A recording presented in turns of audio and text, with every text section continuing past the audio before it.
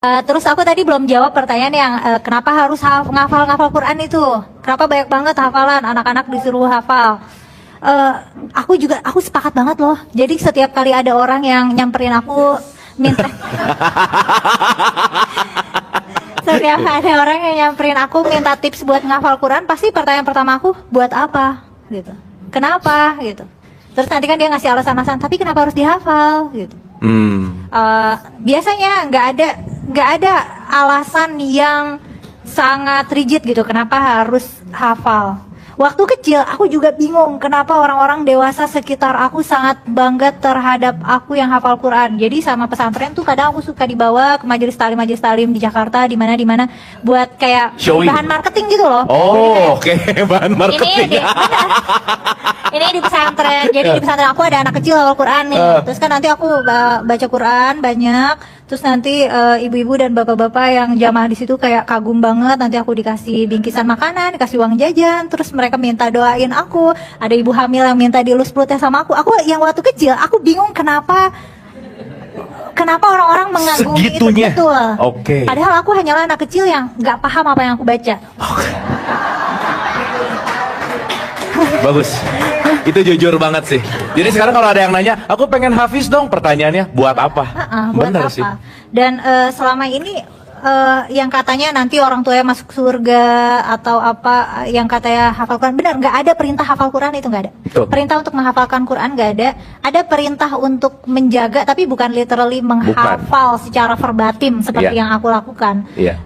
Dan misalnya nanti orang tuanya dapat jubah kebesaran di surga itu kebanyakan justru dari hadis palsu. Hadis palsu. Ha-ha. Oh, gitu. Iya, iya. Jadi bisa jadi hafal Quran sebenarnya tidak seistimewa itu.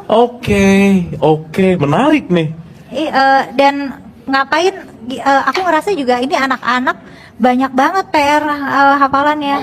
Waktu kecil kebetulan kayaknya menghafal itu salah satu core strength aku. Jadi termasuk gampang, malah kayak kitab-kitab kecil tuh kayak sengaja aku hafalin, nggak tahu buat apa. Nanti supaya kalau ujian ditanya aku bisa jawab secara verbatim dari kitab gitu. Emang yang teksnya di kitab gitu kayaknya supaya pamer aja sih. Karena kan Gua hafal loh gitu ya. karena guru-guru kita, sekolah kita sangat menghargai hafalan. Yang mana padahal kalau secara level kognitif, hafalan itu adalah skill kognitif yang paling rendah. Karena Oke. kan menghafal itu membeo. Beliau. Itu kayak bayi, kayak diajarin mama ini papa, kayak emang selevel itu.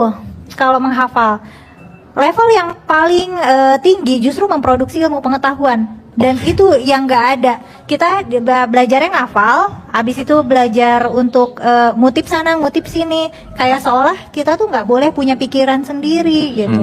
Dan masalah memahami, kadang-kadang malah nggak paham. Kita cuma memahami bunyi aja, atau kadang-kadang tuh suka ada frasa-frasa yang diambil dari Quran yang padahal konteksnya nggak gitu. Ada nih penceramah yang akhir ceramahnya tuh suka bilang kalau ada yang baik itu dari Allah, kalau ada yang buruk dari saya. Itu sebenarnya dari Quran. Iya. Ada kisah di mana orang-orang Yahudi itu suka ngeledekin Nabi. Nanti kalau misalnya salah bilangnya dari diri sendiri, kalau benar bilangnya dari Allah. Itu sebenarnya ledekan orang Yahudi, itu kita adopsi jadi penutup ceramah. Oh, itu jokesnya Yahudi gitu ya. Ngeledek gitu ya. Itu cara orang Yahudi ngeledekin Nabi, tapi Oke. kita jadiin penutup karena kita nggak tahu konteks ayat itu gimana gitu. Oke. Tapi itu penutup yang bagus buat stand up comedy sih. That's nice ya. Dan masalah hafal ini juga aku nggak tahu gimana ininya ya, gimana menyadarkan publik kalau misalnya secara pendidikan menghafal itu adalah komponen yang paling tidak penting dalam pendidikan. Tuh, setuju. Tidak Setuju. mengajarkan kita berpikir kritis, tidak menggiring kita pada pemahaman, tapi cuma melatih kita menjadi beo aja. Oke. Keren. Boleh tepuk tangan Ibu Bapak, ini Astagfirullah. strong word banget gitu. Terus niki kula cerita pentingnya belajar Quran. Kemudian tradisi kita termasuk tradisi Bali, Mbah Munawir. Kula tahu banyak lah tentang cerita Mbah Munawir karena nggih bapak saya itu hafal Quran, mbah saya hafal Quran, dan di antara sanatnya pasti lewat Mbah Munawir. Quran di Indonesia itu kalau nggak lewat Mbah Munawir Di antaranya lewat Kiai Said Sampang. Sekarang sudah generasi ketiga kalau nggak keempat yang sekarang. Kalau nggak salah Kiai Rafiq bin Mansur bin Kiai Said. Dan di keluarga kula nggih, keluarga Lasem sama keluarga Damaran di Kudus. Dulu itu di antara keagungan Quran itu keahliannya ulama memberi penjelasan. Sebab itu disebut wal kitabil mubin, punya kemampuan mencerahkan. Kalau memberi analogi, kalau kita belajar Ihya, itu hal yang tidak masuk akal itu menjadi masuk akal. Misalnya begini, orang itu kalau dirasani itu harusnya seneng karena itu app kamu dibuka dan kamu menjadi tahu. Lau akhbaroka mukhbirun bi anna fi jubbatika akroban aw hayatan akun tataskuruhu. Kalau ada orang memberitahu saya bahwa di baju kamu ada kalajengking atau ada ular berbisa, kira-kira saya matur nuwun apa enggak? Harusnya matur nuwun karena itu bahaya sekali kalau ada di tubuh saya. Harusnya ketika orang itu dikritik dengan kesalahan yang nyata, bukan fitnah, kesalahan yang nyata.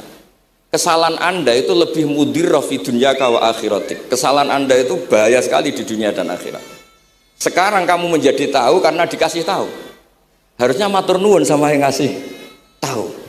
Kama anna huzati lau akhbaraka mukhbirun fi anna fi jubbatika hayatan akroban akun tataskuru. Pasti kita terima kasih.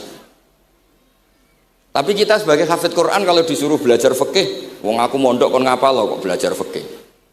Kadang-kadang malah saking kaconya itu, aku wong Quran, aku wong kitab. Memangnya kitab jubuk konti nak boten nggih Quran.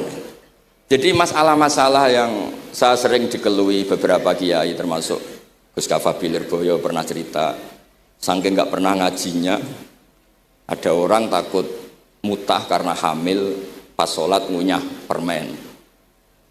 Nggak tahu kalau itu membatalkan apa? Sholat. Jadi banyak cerita-cerita nyun sewu tanpa ingin tangkis merendahkan hafidh-hafidhah kita, hamalatul Quran, hamilat ini ada masalah fiqhiyah keseharian. Kalau dulu itu udah ada. Kunna nata'allamul Quran, kunna utinal iman qoblal Quran. Kita ini dikasih iman dulu baru dikasih Quran sehingga iman kita mantep. Baru belajar Quran, fana ta'allamuha asra ayat. Dulu kalau istilahkan Quran memang pakai dhamir muannas karena artinya ayat. Terus dan kita tidak beralih hatta nata'allama halalaha wa haramaha. Dan kita tidak beralih sebelum tahu halalnya mana, haramnya mana. Ini penting karena ada hal-hal yang sifatnya itu fatal kalau tidak ngerti. Misalnya tafsir, itu ada ayat wa min thamaratin nakhili wal a'nabi tattakhiduna minhu sakaron. Ketika khomer belum diharamkan, itu masih Allah imtinan. Imtinan itu menyebut nikmat. Di antara nikmat itu disebut tattakhiduna minhu sakaron. Kamu itu kalau punya buah anggur bisa agak-agak ngefly dan itu bisa melupakan problem Anda.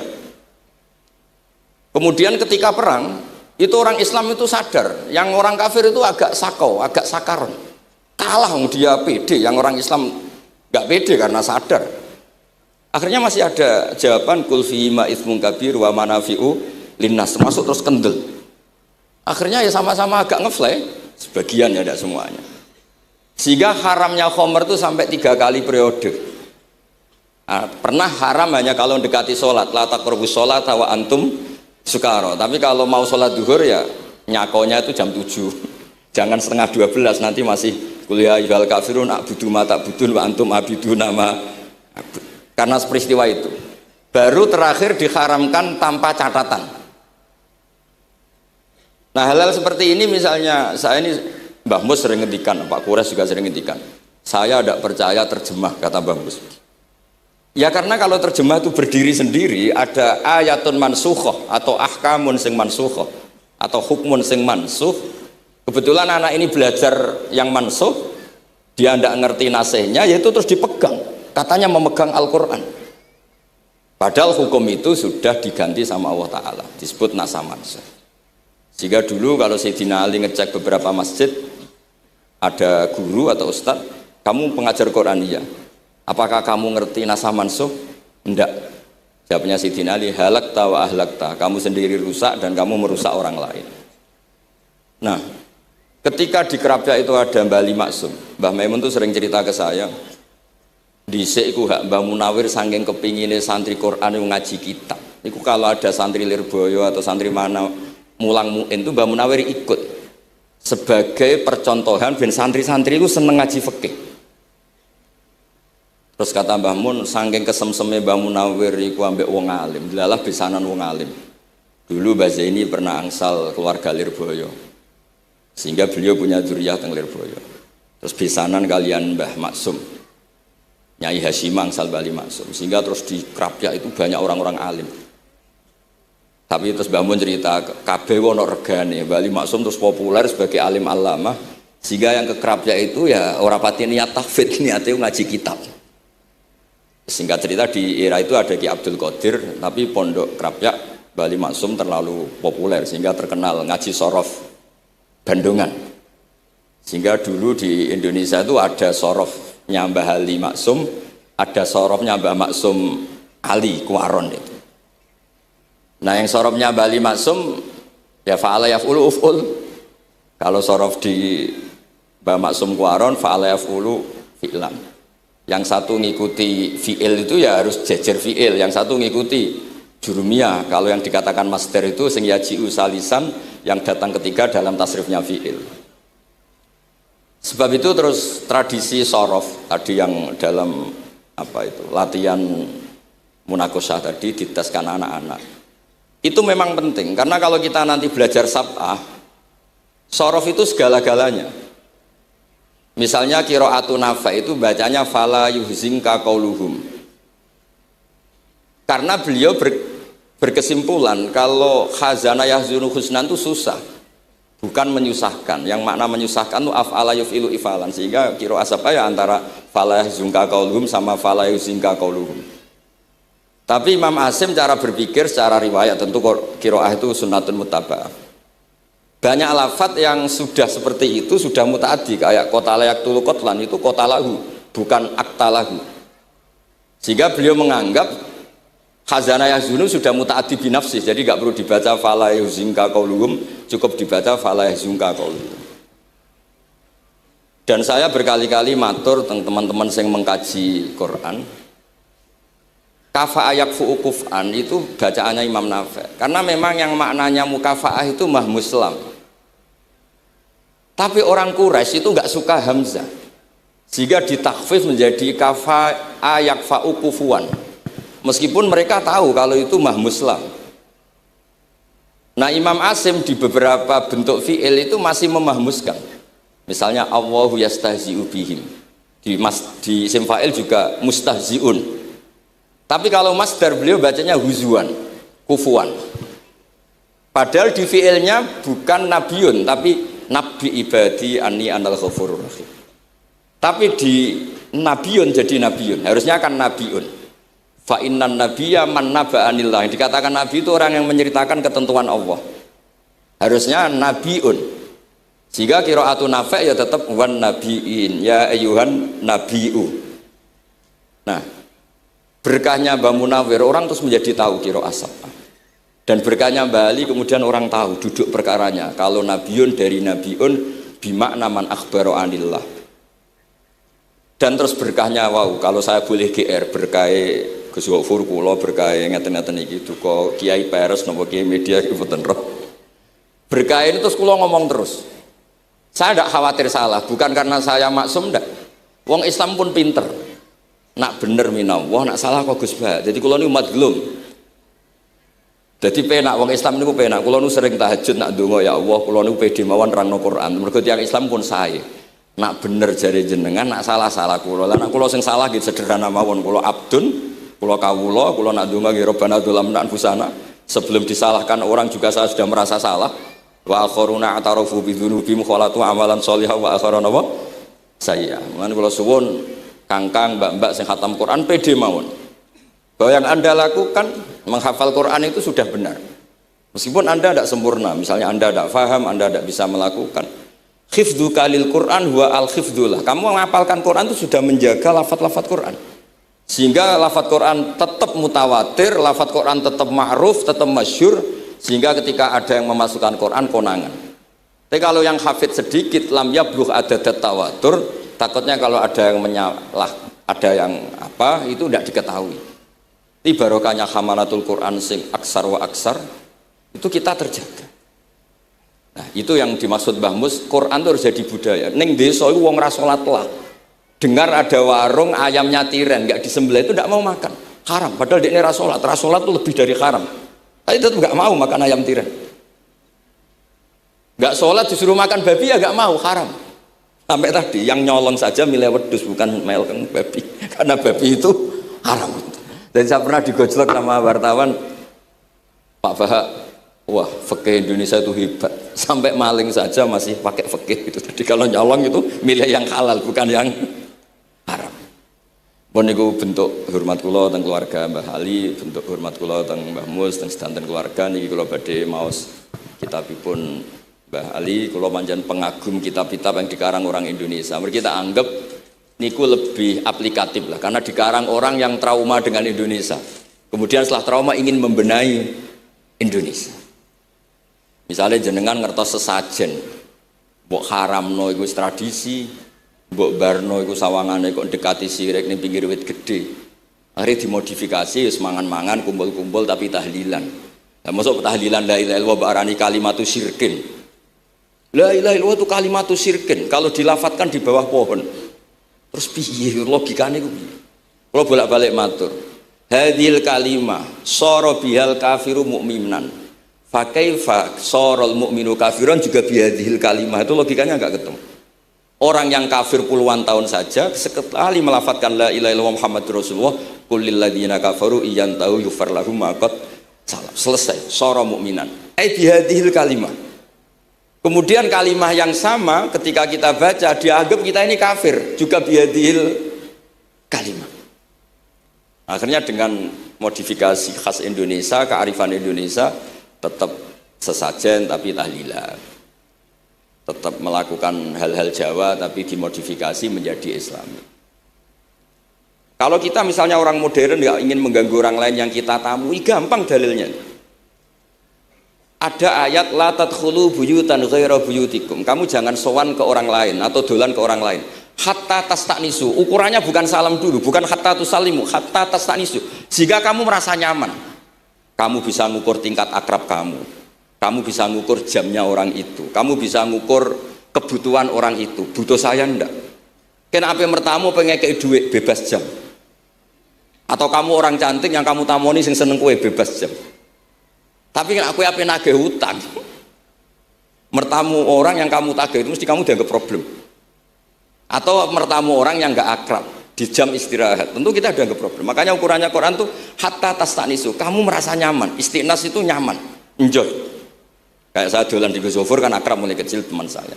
Mungkin bisa ngabaikan jam. Jadi kalau saya dolan di kiai yang enggak kenal saya, mungkin kedatangan saya dianggap problem karena di jam tertentu. Saya harus mikir, kayak apa hebatnya Quran ketika bikin aturan la tadkhulu buyutan ghaira buyutikum hatta tastanisu. Setelah nyaman nggak apa-apa waktu salimu, jangan salam dulu. Istiqnasnya nggak kena, salamnya geger. Akhirnya banyak kiai keselak. Assalamualaikum pas makan, nggak dijawab. Assalamualaikum. Nah hal-hal seperti itu harus santri-santri ini kalau niat ngandani lari-lari, bukan niat ngandani kiai-kiai, harus waqafil qalb, harus warrasikhuna fil ilm. Tahu betul kualitas hatta tastanisu. Kamu itu merasa nyaman istiqnas. Kemudian rasa nyaman ukurannya apa ya? La dororo wala diror. Kamu tidak ganggu diri kamu sendiri, juga gak mengganggu orang lain. Sehingga setelah itu semua baru watu salimu ala ahliya. Nah andai kan kita ya tadi Dawe Mbah Mus, kita semua sudah seperti itu. Kalau bertamu di orang ya kita ngukur tingkat akrab kita, tingkat dibutuhnya kita. Sehingga di tradisi NU itu ya dolan kiai pendak diundang karena itu pasti diinginkan. Wong kula nate diceritani pernah misanani Mbah Mun. Kula nate Gus ditiliki Mbah Mun mboten seneng. Kena apa? Beliau pas khutbah Mbah Mun rawuh delalah Mbah Mun jarak salat ning saf awal. Bar niku tiyange meruntus meriang. Karena khotib tuh harus naik ke mimbar kudu ngandani takwa usikum wa nafsi takwa. Teng isore niku Mbah Mun. Walhasil terus loro terus wan yai. Mbah, nak dolan nggih dikira-kira, ampun pas Jumatan. Semenjak niku Mbah Mun bahasa halu nak Jumatan teng mburi. Mbah Sahal itu kalau Jumatan itu sudah komat gelar, beliau keluar dari mobil Serenane itu miyos terus sholat terus kundur. Kalau dulu ya janggal, iki wong alim alama nak sholat gak guri. Ternyata itu nggak ingin jadi problem bagi khotib. Jenengan iso bayangno khutbah teng ngarepe Mbah Mus, terus kula munggah ngeten nyekel tongkat, usikum wa nafsi fi taqwa. Terus apa ya? Akhirnya terus kula niku kan jare wong akeh, mbotenan Bu. Jare wong akeh rada iso ngaji. Kula nak Jumatan niku guri gara-gara diceritani niku. Ternyata khotibe ge cerita kula, matur nuwun Gus, pokoke nak pas Jumatan aja ketok. Dianggap musibah, kedatangan kula itu dianggap musibah. Nah, hal seperti itu ya ukurannya gampang, kata napa? Tastanis. Pun niki kula mau terakhir niki, Pak niki Gus Ilmi, Gus niku sing Gus Hafiz pokoke sing waris-waris niki. Niki cerita kemarahanipun Mbah Ali Maksum ngadepi firqah-firqah kelompok-kelompok sing mboten jelas nih. Oleh ngendikan niku kula masih ingat karena saya khatam kitab ini itu 2 kali. Nggih khatam tenan maksudnya kula sinaoni terus padanan dalil yang beliau sebut tak cari sampai ketemu bener-bener kula cari ya saya ulang lagi dalil padannya kula cari terus emosi-emosi beliau juga tak tulis karena beliau diantara yang diceritakan itu sampai ngendikan wahal bi jununun kata beliau apa saya ini sudah gila ketika saya fatwa misalnya orang nggak boleh ziarah Rasulullah Shallallahu Alaihi Wasallam itu artinya menghalangi orang ketemu nabinya. Makanya bener Mbah Mus tadi ada orang tuh debat wiridan itu sunat atau ora dalile piye terus ada orang yang provokasi gini kamu dikatakan bid'ah setelah sholat gak wiridan kowe iku ben ora nyebut Allah terus kepikiran matur kula wis Agus bar sholat itu pokoknya aku wiridan cek bid'ah cek ora wong kok ora oleh eling Allah wis gak usah dalil-dalilan. Tadi pertama diprovokasi wiridan model ngono iku ora ono sanate, ora ono hadise. Singkat cerita orang ini meninggalkan wiridan. Terus ketemu orang NU yang kebetulan rapati iso ngaji tapi pinter logika. Kowe ora tau wiridan saiki nek bar salat, ora tau, enggak ada hadisnya gini-gini. Kowe iku dibodoni, ben kowe iku ora tau nyebut Allah, ora eling Allah. Muring-muring tiyang niku. Akhire anggar bar salat wiridan. Mboten dalil-dalilan cara Mbah Mus, mboten dalil-dalilan. Lah niki nah cara Mbah Maksum istilahno betapa kaconya orang sing yahulu bainahu wa baina nabi memisahkan orang itu dengan nabinya Muhammad sallallahu alaihi wasallam. Kata Mbah Ali walazima kadzalik ayyakuna ulamaul Islam min awali hadil ummah ilal yaumi fi khata'in azim haitsu annahum ya'taqiduna fi kutubihim ad-diniyah al-abwab wal fusul yadhkuruna fiha ziyaratahu sallallahu alaihi wasallam. Kata beliau wa inni bima ahmidu min laqabi kiai amuru wa usaddidu fil amri kullu mu'minin ayasudda rahlahu tariklahu ila ziyarati. Jadi beliau sendiri di sini juga dan saya atas nama sudah diberi gelar kiai memberi fatwa begini. Jadi di kitab Sajaratul Ma'arif itu ada babu dzikri rajul manaqiba nafsi. Orang itu kadang harus sombong menyebut kelebihannya sendiri. Kayak Nabi Yusuf ngendikan inni hafizun alim. Nabi Sulaiman juga ngendikan wa utina min kulli syai'. Itu bukan sombong tapi cara beliau untuk memaklumatkan. Saya belum pernah merasa ahli tafsir. Tapi kan kita khawatir kalau ada tafsir yang cara Mbah Mus tadi kiai produk sendiri. Akhirnya kalau mau coba tafsir, saya pernah ngaji Mbah Maimun, ngaji Bapak. Saya baca kitab Al-Ibris, baca Al-Iqlil, baca terjemah Kemenak, baca terjemahnya Pak Kures, baca terjemahnya Imam Sa'rawi. Baca banyak lah yang saya baca, termasuk membaca kitab-kitab dulu mulai tafsir Tobari, tafsir apa saja yang saya bisa tak baca. Bukan karena saya merasa tahu ndak, tapi kayak apa umat ini kalau dapat ilmu dari orang yang tidak kredibel. Kalau misalnya itu sombong, nah sekarang dokter gigi juga nulis dokter gigi, dokter jantung. Itu kalau nggak nulis ya nggak tahu kan barokahnya. Makanya kalau suwon santri-santri misalnya jenengan ahli takrib itu semua untuk rumah ahli takrib medium spesial bab ibadah kan. Nanti yang nggak pati pinter ya spesial mandi junub nggak apa-apa, yang penting orang tahu kamu keahliannya di mana.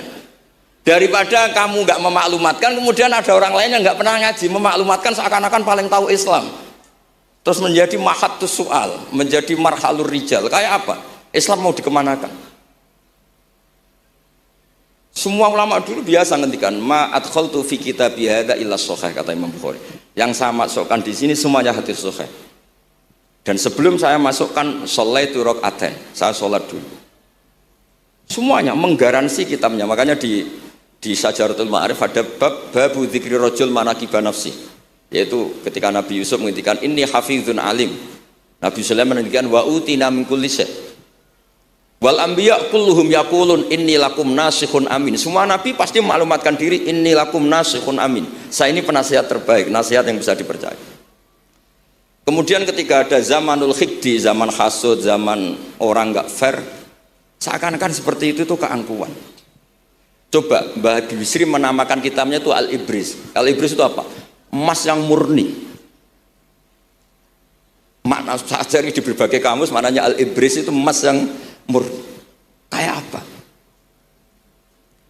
Semua kitab juga dinamai dengan nama-nama keren. Al-Iqlil, Al-Ibris, Fathul Bari. Jadi nggak apa-apa. Kayak ini juga dinamai Hujjatu Ahli Sunnah wal Jamaah, argumentasi mazhab Ahli Sunnah wal Jamaah. Kalau teruskan sampai beliau ngendikan wahal bi jununun hatta usdiro amri lil mu'minin Allah yazuru rasulahum wa waliya ni'matim alladzi lahu fi unuqi kulli mu'minin minnah. Masa saya ini menjadi gila karena menfatwakan orang Islam tuh enggak perlu ziarah ke Rasulullah sallallahu alaihi wasallam. Terus kata beliau, la yadri ma yaf'al annahu yaqulu baina ibadillah wa baina rahmatillah. Fa innahu sallallahu alaihi wasallam rahmatullah lil alamin. Fal ya'rif dzalik ulaikal maniun liya'lamu fi ayyi mauqifin hum. Terus Mbah Ali itu juga yang katanya seneng guyon, kalau buatan menangi Bali tapi nate perso, nate ngertos pas beliau rawuh di mbah saya di Pernambah Kulo tenggene Al-Wahdah teng Lasem. Di Kulo kecil itu menangi Mbah Ali, menangi Mbah Hamid. Karena Mbah Hamid itu masih sepupu mbah saya. Semua yang di sini juga masih keluarga saya, sama-sama Bani Abdul Aziz. Itu yang katanya Bali seneng guyon tadi di bab-bab seperti ini ngendikan wahal bijunun, apa saya ini sudah gila melarang orang bertemu nabinya. Kemudian mereka berdalih takut menuhankan nabi, itu tidak akan terjadi. Kata kitab Ithaf hadil ummah maksumah, umat ini akan dijaga Allah, tidak akan menuhankan Rasulullah SAW kayak kaum Nasrani menuhankan Isa. Kata kitab Ithaf bibarokati sighotis sholawat, dengan barokahnya sehot sholawat. Beliau ngendikan wan nabiyyu sallallahu alaihi wasallam wa in jalla qadru muhtajun ila rahmatihi ta'ala. Sehot sholawat itu kan unik. Allahumma, Allah itu Tuhan, sholli ala sayyidina Muhammad hadzal nabiyyu wa in jalla qadru muhtajun ila rahmatihi ta'ala. Jadi kita mengekspresikan mahabbah bahwa nabi itu ahabbul khalqi ila Allah. Di saat yang sama kita tetap bilang Allah yang Tuhan, tolong selalu beri sholawat dan rahmat ke Rasulullah. Berarti duduk perkaranya tetap Allah sebagai Jalla Jalaluh, Nabi apapun mulianya abduhu wa rasul. Jadi sholawat itu sudah sehat yang insya Allah tidak akan menjadikan hadil ummah mengkultuskan Nabi hatta rofa'uhu ila darajatil uluhiyah. Karena barokahnya sehat sholawat tetap Allahumma al-mu'ti wa Nabi wa injalla qadruh al-mu'ta, yang dikasih. Jadi hadis sehat itu sudah siwatul tauhid, siwatul mahabbah, siwatul alaqah baini wa baina Rasulillah sallallahu alaihi wasallam. Kayak apa hadil ummah? Ya tapi tadi bener dawe Mbah Mus. Nerangno ngene iki bagiane kiai, ning desa rasa diterangno wis selawatan. Jadi kepenak rasa dalil-dalilan wis selawatan. Tapi memang resiko gak ada yang menerangkan suatu saat kalau ada isaratus syubuhat itu terus mereka bahaya. Makanya ada yang ngalahin rangno sepatus ini masih terjaga. Terus niki kula nyuwun sangat, kula niku pancen bapaknya bapak saya.